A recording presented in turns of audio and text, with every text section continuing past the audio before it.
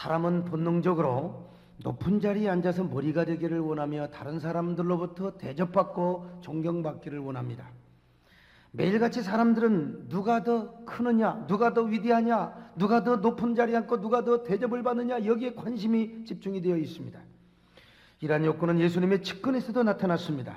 우리 예수님께서 예루살렘에 십자가에 죽으러 가시는 길이었습니다. 십자가에 죽으러 가는 길에 주님은 자기가 십자가에 죽을 것을 제자들에게 여러 번 말씀을 하셨습니다. 그런데 이때에 세베대의 아들 야고보와 요한이 주님께 나와서 막 빌고 구했습니다. 그들이 구하는 것은 뭔 줄 아세요? 주님께서 이 땅을 평천하를 이루시고 모든 제국을 예수님의 무릎 앞에 꿇어 엎드려 그야말로 천하 통일을 하여 모든 권력을 잡을 때에 우리 가운데 한 사람을 각각 좌의정에 그리고 우의정에 앉혀주시기를 바랍니다. 이런 부탁을 했던 겁니다. 그러자 나머지 제자들은 막 분이 여겼습니다. 네가 뭔데 네가 좌의정을 하고 네가 뭔데 우의정을 하느냐. 그래서 제자들끼리 서로 다투고 싸우고야 말았습니다. 어떤 사람이 으뜸이 되고 어떤 사람이 첫째가 된다고 했습니까? 섬기는 자가 그리고 종이 된 자가 참으로 위대한 자가 된다고 말씀하셨지 않습니까? 이 말씀이야말로 당시로서는 세상을 뒤집어 엎어버릴 혁명 중에 혁명의 말씀이 아닐 수가 없습니다. 예수님은 우리가 으뜸이 되고자 하는 것을 절대로 나쁘다고 말하지 않습니다. 우리가 위대한 자가 우리가 첫째가 되는 것을 나쁘다고 말씀하지 않습니다. 바로 우리가 어떻게 으뜸이 되고 어떻게 우리가 머리가 되느냐에 우리 주님은 관심을 두고 말씀을 하신 것입니다. 예수님은 참된 삶의 가치를 섬기는 데서 보았고 으뜸이 되는 것을 어디서 보았습니까? 종이 되는 것에서 찾았습니다. 그리고 인생의 가장 영광스러운 결정을 바로 자신은 십자가에서 찾았던 것입니다. 이 얼마나 위대한 혁명의 메시지며 세상을 흔들어 놓은 가치관의 말씀이겠습니까? 그리고 나서 예수님은 예루살렘에 도착하셔서 십자가에 죽기 전날 밤 제자들에게 사랑과 섬김의 모본을 보여주셨습니다. 그 섬김의 본은 다른 것이 아니라 바로 제자들의 발을 씻겨주는 것이었습니다.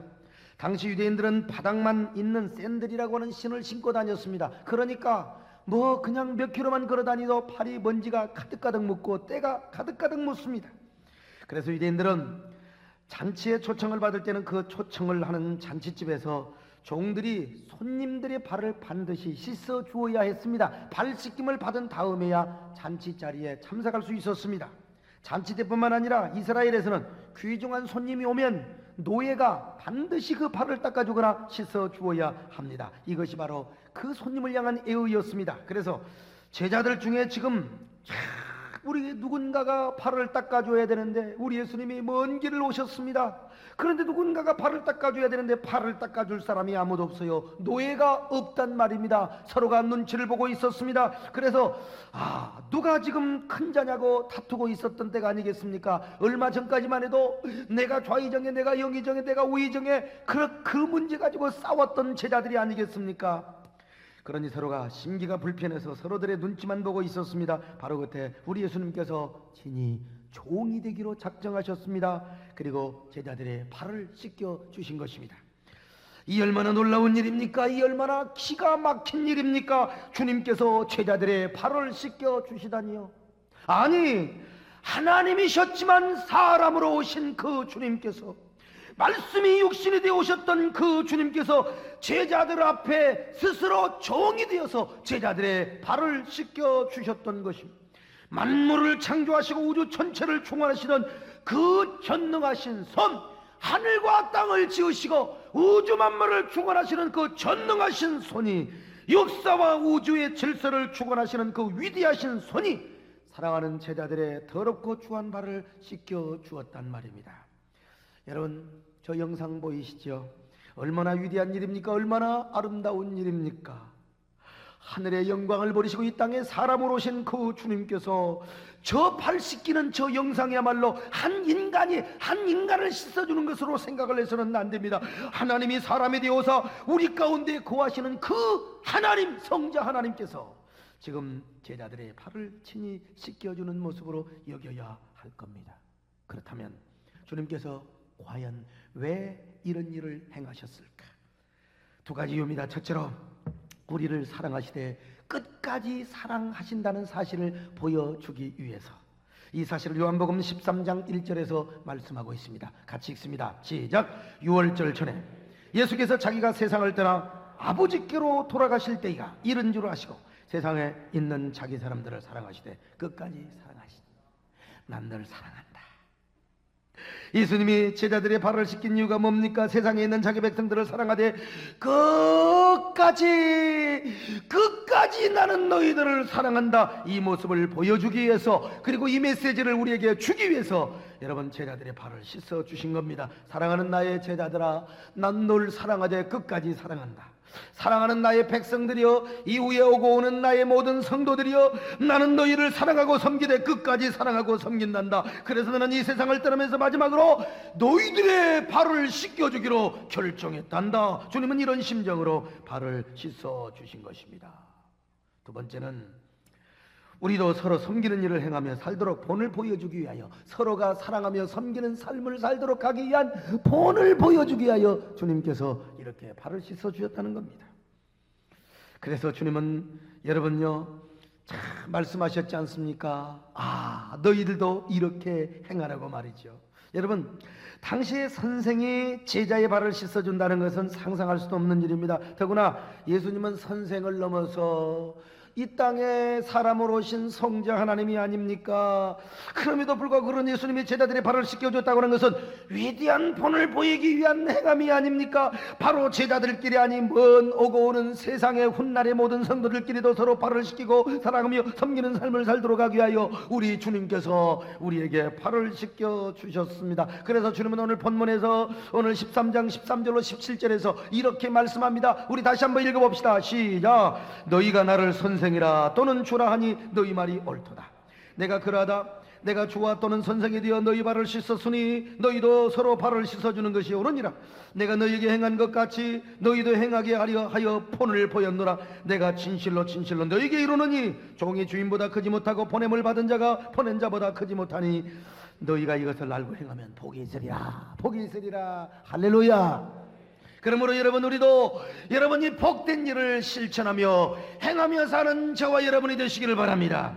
그리고 이런 사랑과 섬김의 삶을 실천하고 살 때 여러분, 이 세상에서 참으로 행복한 자요, 위대한 자요, 으뜸이 되는 자요, 정말로 복된 자요, 하나님 앞에 아름다운 사람이요, 진정으로 위대한 사람이라고 여러분 할 수가 있습니다. 미국의 가장 영향력 있는 경영 컨설턴트인 짐 콜린스라고 하는 사람요, 좋은 사람이나 좋은 기업, 좋은 경영자, 이제 좋은 시대는 지나갔다는 거예요. 좋은 목사, 이제는 좋은 교회, 이래서는 아니 된다는 겁니다. 이제는요, 위대한 교회가 돼야 되고, 위대한 목사가 되고, 위대한 경영인, 위대한 경영자, 위대한 회사가 돼야 된다는 겁니다. 위대한 시대가 되었어요. 사랑하는 여러분이요, 우리 세대인께도 좋은 교회가 되지 말고 위대한 교회를 이루십시다. 위대한 교회를 이루시는 저와 여러분이 되시기를 바랍니다. 근데 진짜 위대한 게 뭐냐? 진짜 위대한 건 뭐냐? 뭐 변화하는 것도 중요하고 다 중요한데, 오늘 여러분, 오늘 말씀에 의하면 진심으로 사랑하며 섬기는 것입니다. 사랑하며 섬기며 사는 거요, 남의 말을 지키며 사랑의 세계명을 지키며 행하는 겁니다. 여기 위대한 능력이 있고 여기에 위대한 이볼루션, 혁명이 있다는 겁니다, 여러분요. 그래서 우리는 사랑하며 섬기는 삶을 살아야 하는 겁니다. 역사의 종말이라는 책을 써서 큰 반향을 일으켰던 프랜시스 후쿠야마 교수도 진정으로 성숙한 역사와 인생은 뭡니까? 섬기는 자요, 희생하는 자라고 말했습니다. 그 한 예로 2000년 전 예수 그리스도, 나사렛 예수 그리스도가 십자가에 비참하게 죽음을 당하였습니다. 로마 군병에 의하여. 그러나 300년 후에는 로마 제국을 섬김의 복음으로 정복을 했다고 하는 것입니다.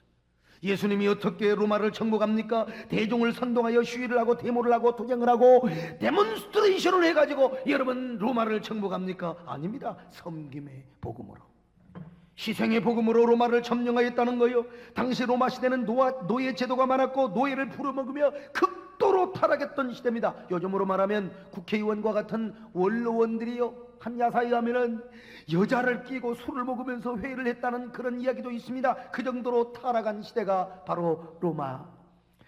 그런데 로마에서는 강자가 약자를 지배하고 노예를 사육하고 약자를 짓밟는 것이 진정한 강자로 여겨서 이게 바로 위대한 사람이요, 자비와 긍휼을 베푸는 남자는 남자도 아니라고 그랬어요.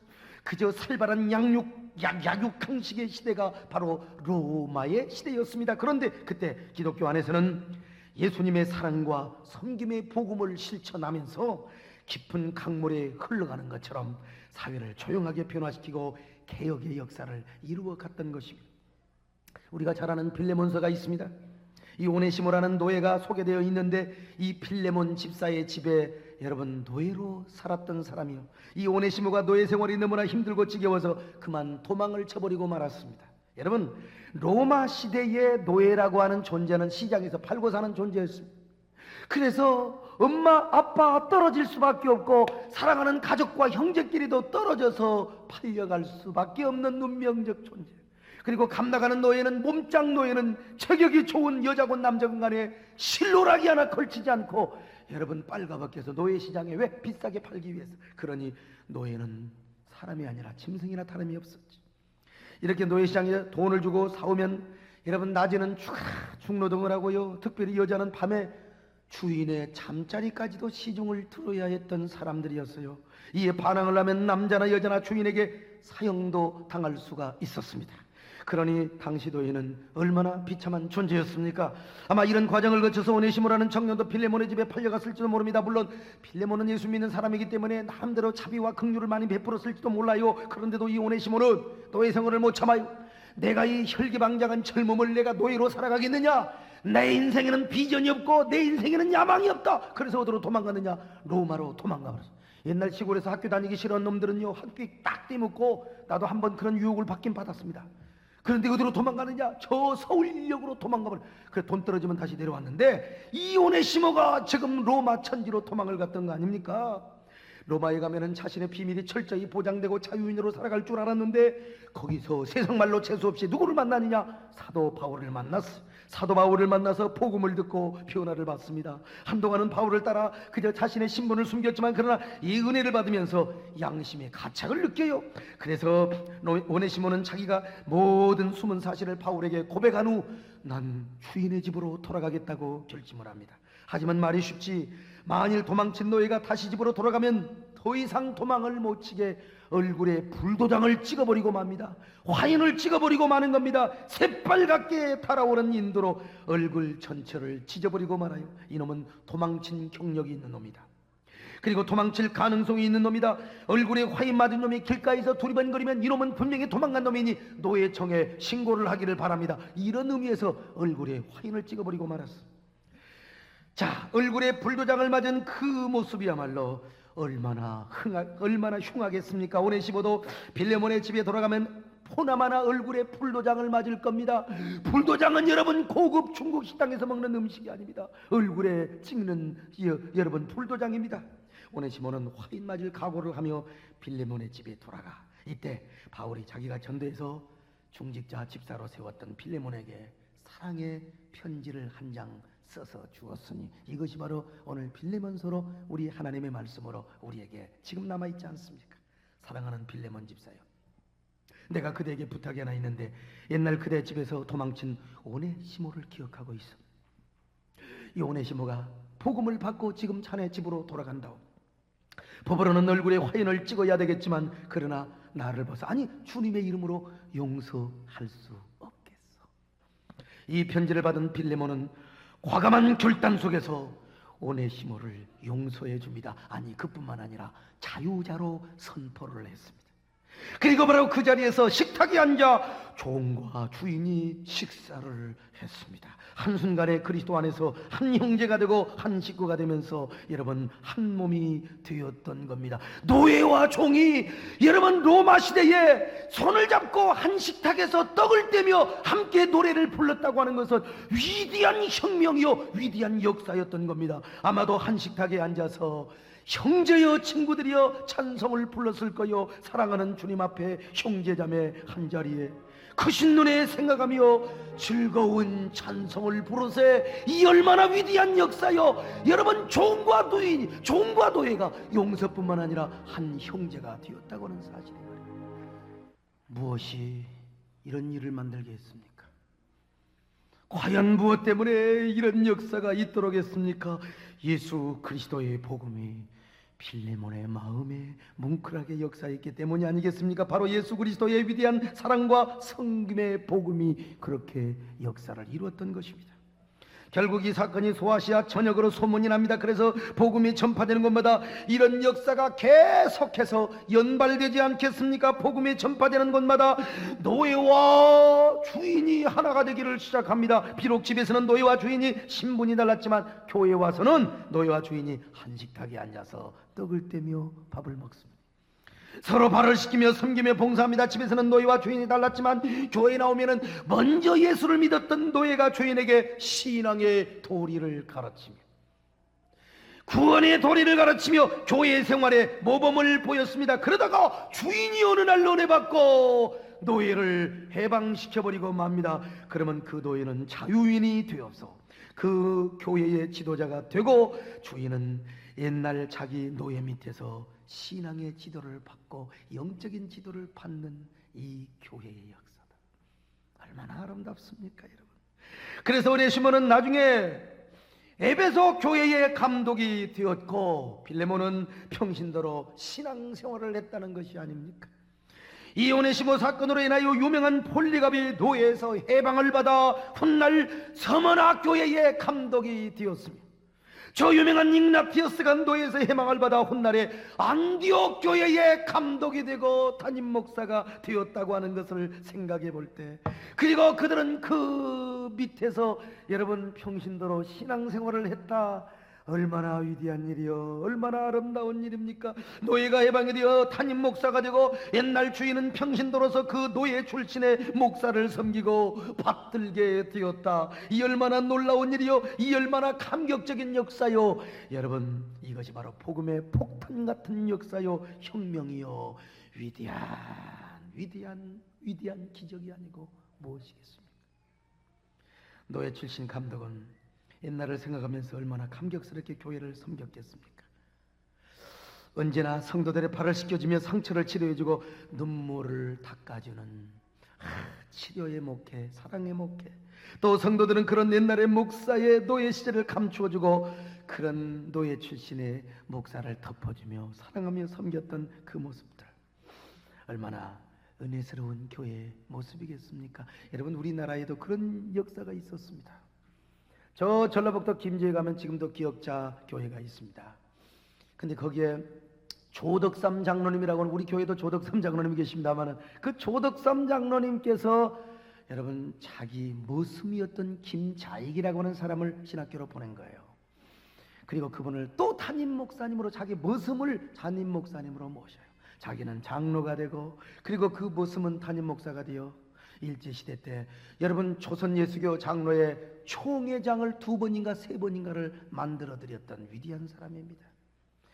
야, 여러분, 그리고 그 조덕삼 장로님의 손자가 바로 그 유명한 정치인 조세영 씨라고 하는 분입니다. 여러분, 이 아름다운 이야기도 우리나라에 있는 거 아니겠습니까?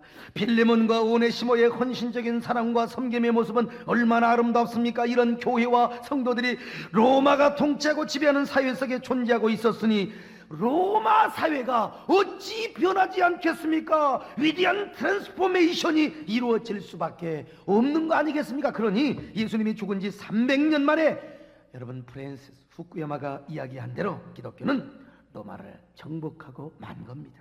그래서 그는 말합니다. 오늘날 어떤 자가 힘 있는 자냐, 어떤 자가 위대한 자냐, 어떤 자가 큰 자냐, 어떤 자가 진정한 보이지 않는 영토와 역사와 지경을 넓혀가는 사람이고 정복하고 장악해가는 사람이냐, 바로 그는 섬기는 자요 희생하는 자라고 말합니다.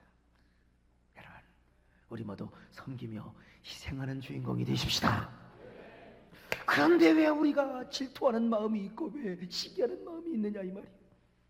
서로 섬기며 사랑하며 살기에도 부정함에도 불구하고 오히려 자신보다 먼저 인정받고도 올라가는 것을 보면은 그걸 못 참아가지고 배가 아파가지고, 여러분, 우리 사랑하는 여러분이요, 우리 대한민국 민족들은 배고픈 건 참는데 배 아픈 걸 참지 못하는 못된 근성이 있다 이거예요. 평신도 중에서 담임 목사님께 갑자기 인정받고 눈에 띄게 올라가고 질투하고, 여러분요, 뭡니까, 우리 막 정권사님한테 인정받고 사랑받으면 막 저것이 언제부터 저렇게 됐다냐 질투하는 마음이 있으면요, 오늘 회개하시기를 바랍니다. 장로님이나 안수 집사님이나 우리 권사님들 중직들 간에도요, 저것이 언제부터 저렇게 올라가, 언제부터 저렇게 교회에서 뜨고 말이야, 저렇게 목사님께 인정을 받느냐. 그러면요, 박수를 치면서 나도 도전받고, 내가 더 잘해야지, 내가 더 열심히 선한 경쟁력을 가져야지. 저 말이 어쩌 장로는 뭐가 문제고 저 권사는 뭐가 문제고. 여러분, 그래서는요, 그 턱이 삐뚤어진다 이 말입니다. 여러분요, 그런 마음이 생길 때마다 우리는 가슴을 치며 통탄해집니다. 주여, 내 만보를 바꾸어 주옵소서. 왜 나는 섬기는 마음이 없을까요? 왜 내게는 이렇게 시기하고 질투하는 마음이 자꾸 이렇게 생겨난단 말입니까? 하나님, 낮엔 해처럼 밤엔 달처럼 그렇게 살 수는 없을까요? 예수님처럼 바울처럼 내가 그렇게 사랑하며 섬김으로 살아갈 수는 없을까요? 주여, 내게도 섬기는 마음을 주옵소서. 사랑하는 마음을 주옵소서. 진정으로 발을 씻기는 마음을 주옵소서. 우리 정금성 권사님, 저희 믿음의 어머니에게 배웠어요. 그리고 또 돌아가신 우리 박종산 목사님, 광신대 전 교장님이신 목사님께 그 사랑을 몸소 배웠습니다. 저는 교회를 개척하면 교회의 영원한 표어를 사랑하며 섬기는 교회라고 우리는 한 번도 바뀐 적이 없습니다. 영원한 표어, 사랑하며 섬기는 교회. 여러분, 요즘 무슨 프랜시스 후쿠야마 이런 거 하기 전에 저는 교회 개척할 때부터 사랑하며 섬기는 교회라고 하는 타이틀로 교회를 개척했습니다. 저는 이 표와 함께 저부터 사랑하는 성도를 섬기리라. 나는 섬기는 목회를 하리라. 그리고 장로님들이 먼저 사랑하고 섬기는 교회를 이루기 위해서 이런 사랑 섬김을 임발부시켰습니다. 장로님들이 그래서 주차장 봉사를 하고 식당 봉사를 하고 화장실 청소를 하는 교회는 아마 우리나라 대한민국에서 몇 되지 않을 겁니다. 그 중에 하나가 우리 새 에덴 교회입니다. 우리 새 에덴 교회는 정말로 서로가 서로를 섬기는 교회입니다. 물론 부족한 부분도 있지만, 그러니까 영향력이 있고 보이지 않는 역사와 영토를 점령해 가고 있지 않겠습니까? 여러분, 우리 새 에덴 교회가 요즘 좀 영향력 있는 교회로 부상합니다. 왜 그런 줄 아세요? 예배당 크게 지어놨다고? 아닙니다. 우리 교회가 사랑하며 섬기는 공동체로, 여러분 결정체로 지금 모여있기 때문에 여러분 영향력을 행사하고 있는 것이 아니겠습니까? 저부터 이런 것을 가지고 사랑과 섬김의 목회적 소신을 가지고 교회 안에서뿐만 아니라 교단 바깥에서, 교회 바깥에서도 이런 섬김의 지도자가 되기를 원합니다. 저는 지금까지 어떤 직분이나 감투 가지고 싸워본 적이 없고, 그리고 남이 양보해달라고 하면 다 양보해줬고, 남을 세워야 한다고 생각하면 모든 것 다 아낌없이 다 세워드렸습니다. 그렇다고 여러분 다 남에게로 가는 것이 아니라 결국은 돌아온다는 사실을 느꼈습니다. 어떤 훌륭한 장로님이 천국에 갔어요. 갔더니 딴 분들은 다 존귀와 영광을 받는데 멸류관 안 쓰고 자기만 셀프네. 밥도 자기가 가다 그래서요 컴플레인을 한 겁니다. 예수님, 아무리 내가 이래 존경받는 장로인데 천국 가서 이렇게 푸대접을 받을 수 있습니까? 그랬더니 옆에 있는 천사들이요, 야, 너는 교회에서 대접받았잖아. 근데 평신도들은 얼마나 대접을 못 받고 봉사만 했느냐? 그래서 너는 이곳에 와서 셀프다, 셀프. 그러면 1년 전에 천국에 왔던 우리 담임 목사님은 어떻게 됐습니까? 거기 소강석은 아닙니다. 예.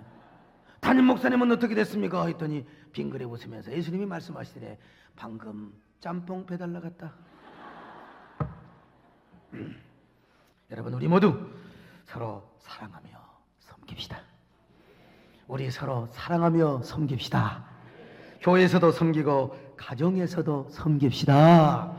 우리 남편은 아내를 섬기고 아내는 우리 아내는 남편을 섬기고, 남편은 아내를 섬기고요.